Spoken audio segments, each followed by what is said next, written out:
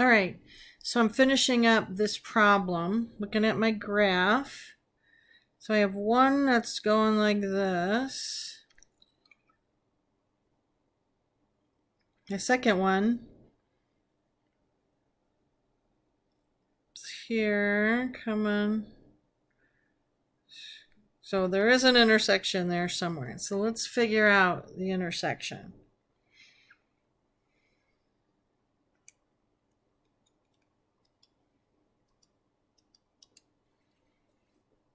So it basically says at 15.5 years, both investments will have a value of 2310.98. Okay? All right, number 9. A person invests this much money at this rate compounded continuously. So this is our good old PERT equation, right? So the growth equation looks like this. E 0.0623t. And then we want to know, I'm going to graph this horizontal line, when will the investment reach 15,000? So I can say from 0 to 16,000. And we're more than doubling, so I might use 0 to 30 again.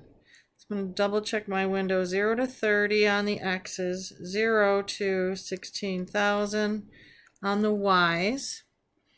See if we see our intersection. Doesn't look good. Let's make sure I got it in there properly. I don't believe I'm seeing my... Oh, I forgot to graph. Might be nice if I actually graphed the two new equations, right? So let me get to here. I'm going to clear those two. Put in 6750 e to the 0.0623x and then 15,000. All right, now we're seeing it. Probably didn't need to go to 30 because we're going to see it right here.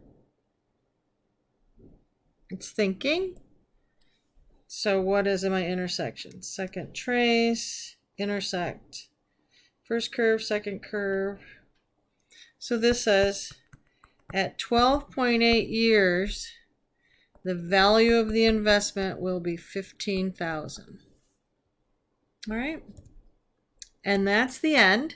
So take a look at these. Let me know if you have questions. Thank you.